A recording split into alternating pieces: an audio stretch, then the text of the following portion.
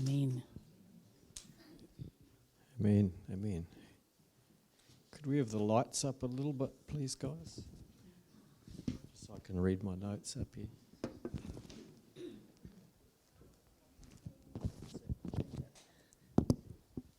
Just a couple of little notices too. Probably most of you are aware that Les Arthur passed away yesterday morning, and his funeral will be here on Wednesday morning, so 11 o'clock this week. So we've got that this week as well.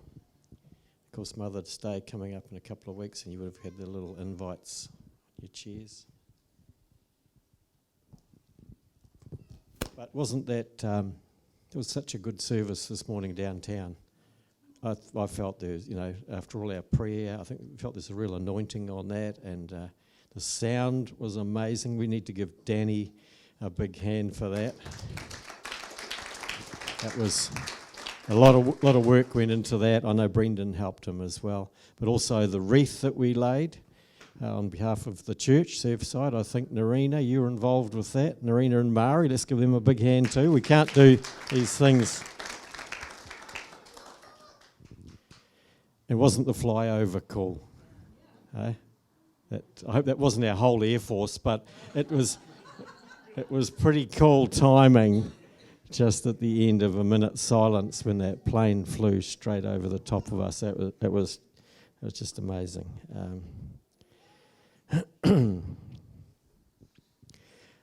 Like I said tonight, I'm going to give you a little bit of a history lesson, but I'm going to apply it to us as well. Psalm 144 verse 1 says this: "Praise be to the Lord my rock, who trains my hands for war and my fingers for battle." Psalm 18 verse 34 says this: "He trains my hands for battle, my arms can bend a bow of bronze." Obviously these were Psalms of David, and David was a warrior, literally, he really was.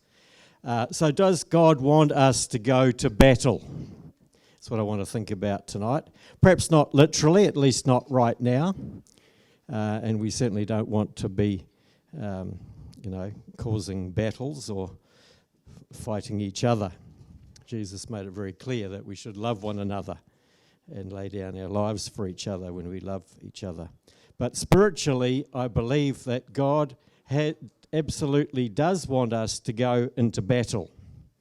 In fact, I believe that God is calling us as his people into battle right now. I get that sense and that stirring in my spirit that actually it's time for us to take some ground back from the enemy, because I think while we are passive, the enemy just keeps working, and the values and the things that are so important to us and the freedoms that we have just continually keep getting eroded away as our nation and other nations in the world go into liberal socialism and anti-God stuff, which actually is not our heritage. It's not what any of us want, I believe, and I don't believe it's what God wants either. So I believe it's time actually that we started to really stand up for what we believe in. But Anzac Day, we primarily remember the Gallipoli campaign, which began on the 25th of April 1915, as we heard this morning. Approximately 14,000 Kiwis fought there alongside Aussies and the British. And we heard this morning that 2,700 Kiwis died the first day of that campaign. It was pretty horrendous, pretty serious. Altogether, they're not quite sure exactly how many people actually died in that campaign, but it was between 7,000 and 8,000 Kiwis lost their lives. It was probably about 50 to 60% of the Kiwis that went to Gallipoli died. It was there's different statistics and different things, because it just was so horrendous, they're not even really quite sure. But before, after 8 months, they decided that actually this was a fruitless campaign, and so they wanted to evacuate. But before they were evacuated during the night, they were evacuated onto ships, And miraculously, this was the good part of the whole campaign, that no one actually died in the process. They managed to bring the ships in. And Cheryl and I were at Gallipoli a few years ago, 3 years ago, and it actually is quite interesting to see the place and experience it. It's actually quite a nice peninsula, and it's not a huge area. And you can sort of understand that, man, they really must have had it tough. They were so close. The enemies, the trenches were so close, and in the winter it got really cold, and it rained, and they got muddy, and lots of them were dying from. It wasn't just from battle, and then they'd stick their head up, and the enemies would shoot them, and there's all sorts of stuff going on. But anyway, after 8 months, they retreated in defeat. And that's what we remember. On Anzac Day, we remember the sacrifices of so many, and it's rightfully so. We also remember the defeat that basically we suffered. However, that was just one battle right at the early part of World War I. Altogether, apparently 100,000 Kiwis, mostly young men, guys enlisted in World War I, out of a population, New Zealand had a population back then of about 1 million people. So if you think about 100,000 people going from a population, that's about 10% of the New Zealand population was involved in World War I.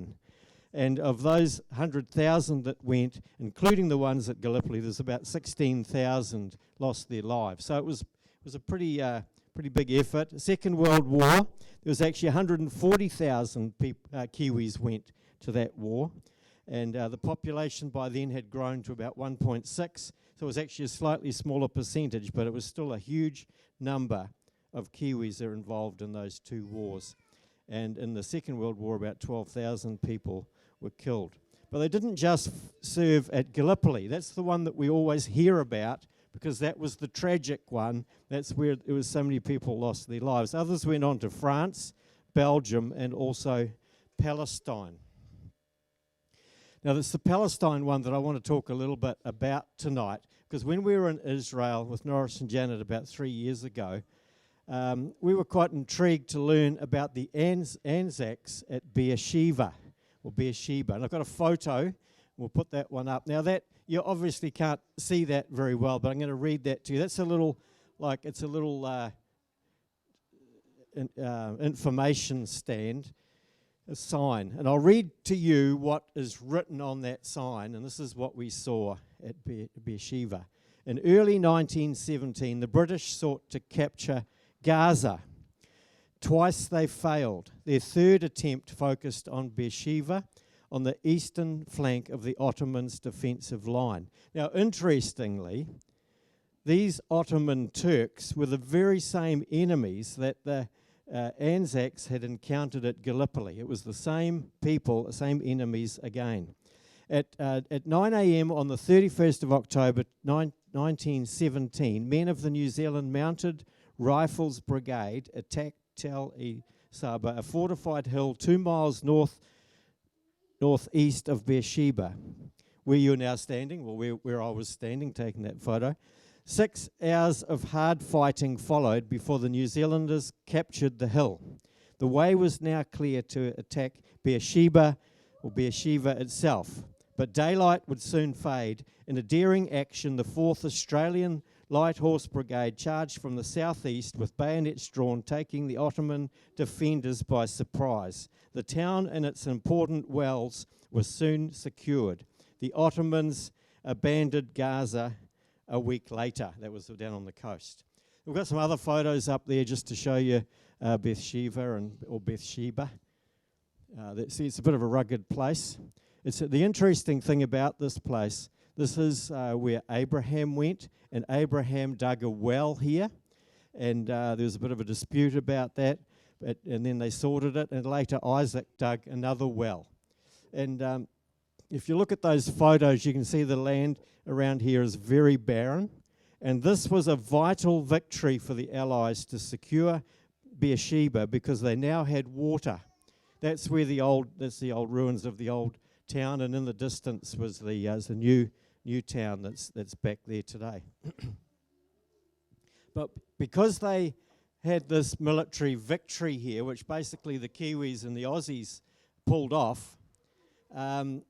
They now had water for 8,500 thirsty soldiers that were there, and they also had water for their horses, and they had thousands of horses as well. And I just want to read you a little bit out of this book here, because when we were in Israel and we learned a little bit about this, I actually bought this book because I was interested to learn a bit about our history. And in this book, it talks about the fact that this battle was a key turning point in the battle for Palestine. From there, the Allies went and they took Gaza a week later. Then from there, they went on to Jaffa. And if you know anything about Jaffa, that's in modern-day Israel, but it's one of the oldest seaports in the world. And it's now modern-day Tel Aviv is in that area. From there, just over 5 weeks after the victory at Beersheba, on the 11th of December 1917, the Allies entered Jerusalem. And they effectively ended 400 years of the Ottoman Turk rule. The Muslims had been ruling Palestine, the land that had been promised to Abraham right back in Genesis chapter 12 for 400 years. But the Kiwis had a key part in liberating that whole part of the world. And they actually went on from there down to Jericho and then into Jordan and Amman, and they cleared that area, and then they went up into Syria and released Damascus as well. So there's a lot of history there. And I just want to read you a little bit from my book here about this young New Zealander when they were in Jerusalem. That picture on the front cover of the book is actually when Allenby and the troops walked. They actually walked into Jerusalem rather than riding on a horse, because the people before them had done that and they wanted to be humble about it. And the Allenby is there in that place there where it was King David's place there, and surrounded by the Anzacs. So I'll just read you a little bit in here.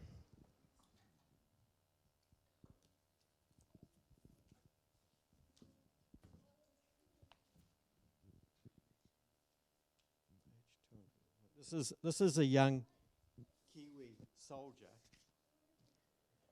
While all these proceedings were taking place, this was Allenby, and they were the mayor of Jerusalem, and all sorts of stuff was going on. And they were declaring, that it was free from the Ottomans. A young New Zealand soldier called Lewis Selleck, carrying a Zionist flag given to him by the Jewish people in Cairo, because they'd actually been in Egypt after being in Gallipoli. They retreated back to Egypt, regrouped, retrained, refreshed, and then they went into Palestine. And so this flag had been given to him by Jewish people in Cairo prior to his departure. He ascended to the top of the Tower of David. That's what's on the picture there. There he daringly flew the Jewish flag to be seen by all. It was greeted with enthusiasm by the Jewish observers, with disdain and anger by the Muslim, and was quickly taken down by order of the British authorities because it violated the guidelines laid down by the War Office back in London. This was quite an amazing way to complete the day's proceedings. A New Zealander from the uttermost ends of the earth, wearing an Australian uniform and flying the Jewish flag from the citadel of David. Pretty cool, eh? The very building, one of the few buildings left standing by the Romans when they destroyed Jerusalem in AD 70, to testify to the end of Jewish national life in the land of Israel. So history was being made.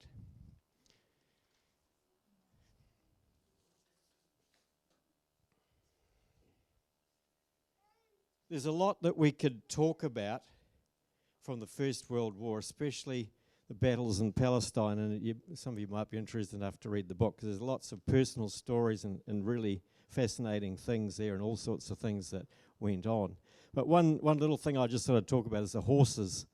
The horses actually played a big part in the First World War. Even though they had a lot of technology, they did have a few tanks and planes and bombs and all the rest of it, but the horses, were especially in Palestine, played a really key part. And the very first ships of Kiwi soldiers that went off to war, they left Wellington Harbour on the 16th of October 1914. There was 8,574 men on board and 3,818 horses as well, because they took their horses with them. And apparently there were altogether about 10,000 New Zealand horses in the war, the First World War, as well as lots of Australian horses as well, because the young men, a lot of New Zealand and Australian men that signed up were farm boys, and they knew how to ride horses, and so a lot of them took their horses with them, and others were donated and so on. Of course, horses were no use at Gallipoli because there wasn't room. It was just they would have made themselves more of a target, such a small area really. But they really came into their own in Palestine, where there was wide open spaces and the guys could ride through, and they caught the Turks by absolute surprise. Apparently when they went into Beersheba that time, the Turks had said they're not going to shoot them on their horses, they're going to shoot them when they start hand-to-hand combat, because they thought they wouldn't try and fight on their horses, and they rode straight in over the top of them and surprised them, came from an unexpected angle, and they were going straight across their, they had their trenches, and the horses were riding and jumping, and they went right through the whole lot of them, and they were in absolute shock, the Turks, and that's how they took Beersheba, just in a surprise attack on horseback. So 14,000 Kiwis killed at Gallipoli, and most of those guys, really, 14,000 soldiers, that's right, that was the total that were there, only about half of them got killed. Most of those young guys were really there just for an adventure. And if you read in the book, it talks about stories of different ones, and some of the guys from the farm at Nelson, they went with their mates, and a school teacher from up north, and they just were out for a bit of a holiday. Because they were serving the British Empire, they thought they were going to easily win and would be back home in 6 to 12 months. But when they hit Gallipoli, they really had a baptism of fire, literally, and they soon became either dead or hardened soldiers. And apparently many of them, when it came to actually leaving Gallipoli, in spite of all the horrible conditions and everything they'd experienced, many of them didn't want to leave because so many of their friends had died there. And they'd been fighting to hold this ground for 8 months, and they just couldn't bear the thought of actually leaving and surrendering and so on for many of them. However, as I said, after regrouping in Egypt, after the evacuation, a lot of these same guys went up into Palestine, and they were against the very same enemy. And this time they had horses, which was a big help, and they also had, by now they were hardened soldiers, but they also had a determined resolve that they were going to really fight this time. Beersheba, historians look back and they say that this was the turning point in the war in Palestine. And I just want to read you a little bit more out of this book. It's interesting that at exactly the same time as the guys were, the Kiwis and the Aussies were taking Beersheba, as the British and Anzac soldiers were capturing Beersheba on the 13th of October, a crucial meeting was being held in the War Cabinet in London. The outcome of this meeting would change the destiny of the Jewish people. The land of Israel, and indeed of the world. Balfour stated that he gathered that everyone was now agreed that from a purely diplomatic and political point of view, it was desirable that some declaration favourable to the aspirations of the Jewish nationalists should now be made. So they were making this very famous Balfour Declaration, which was determining the fate, the future of the Jewish people at the same time as these Kiwi soldiers were taking that town in Beersheba, which was a turning point in that war. It was actually going to take another 31 years. On the 14th of May 1948, the state of Israel was born. And Abraham's descendants actually returned to their land that God had promised them thousands of years earlier, back to their homeland. And after almost 2,000 years of not having a land of their own.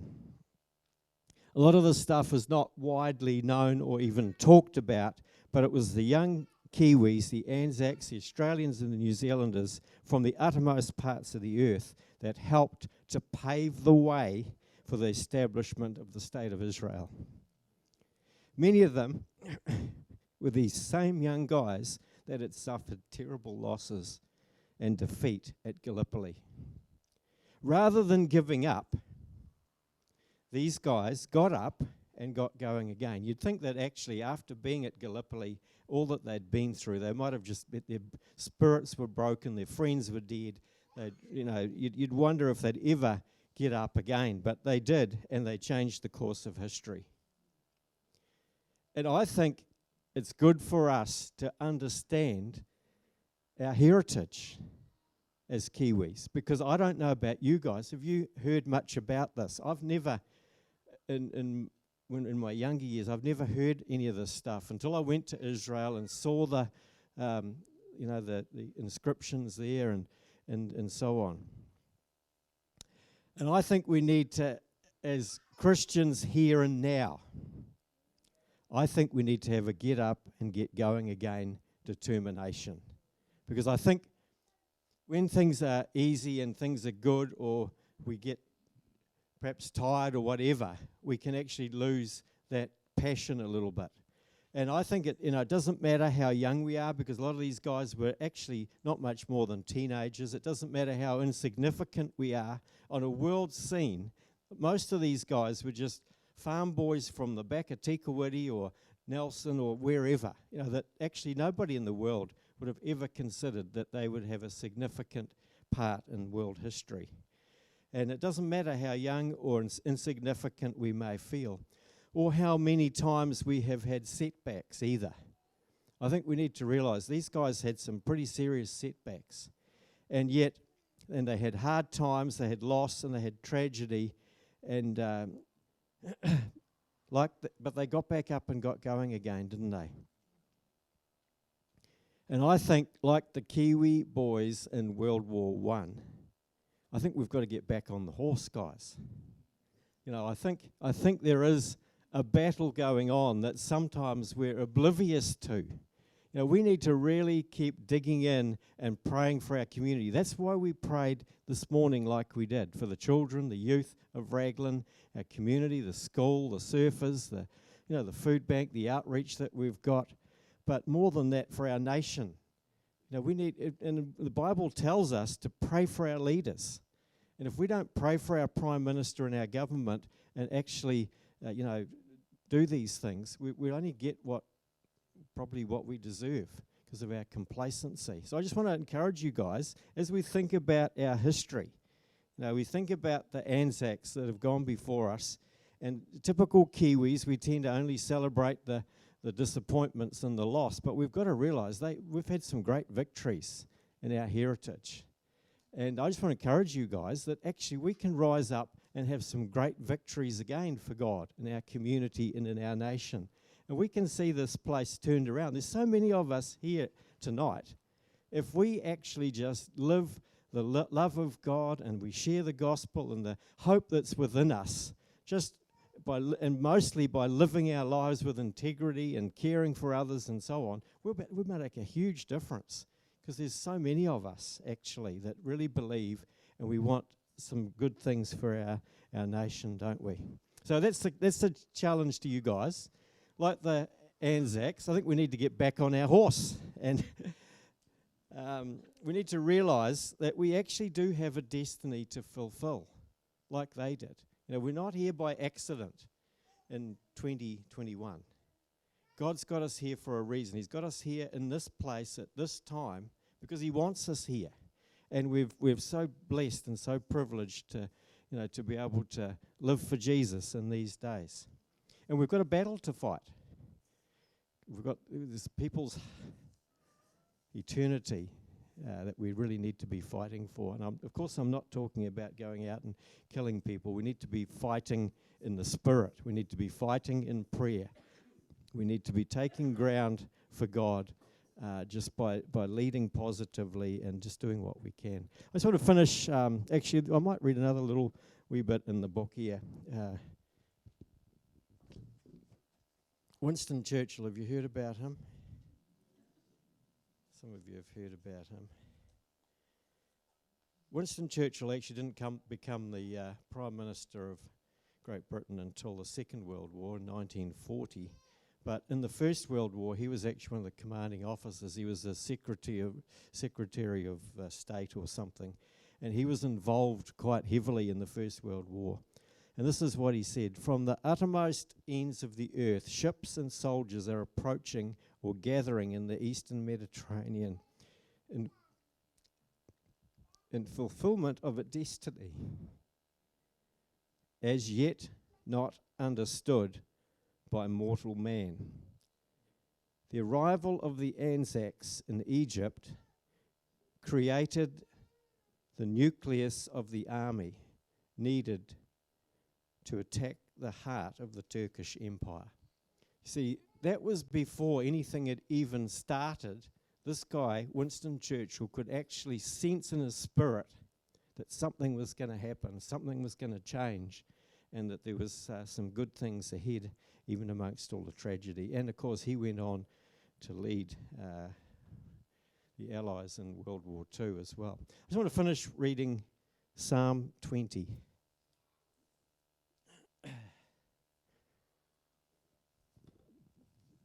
Another Psalm of David. "May the Lord answer you when you are in distress. May the name of the God of Jacob protect you.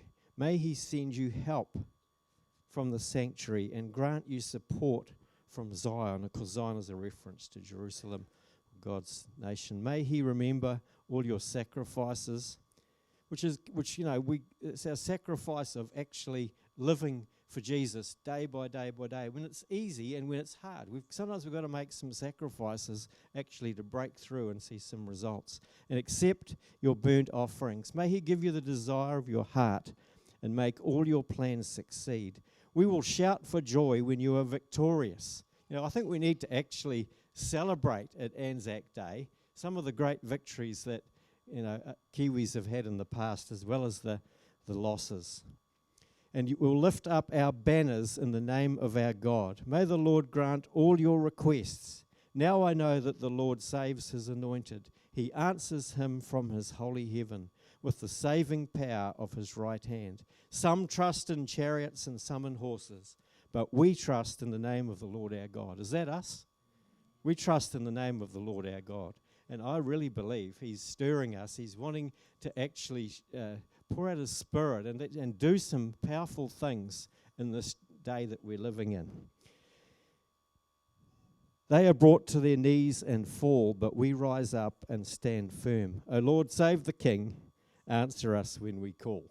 So that's Psalm 20. That's the end of my thoughts today around Anzac Day. But I just wanted to bring you guys a bit of an encouragement and also a bit of a challenge about some of our history, as well as what perhaps we can do as part of our destiny here and now.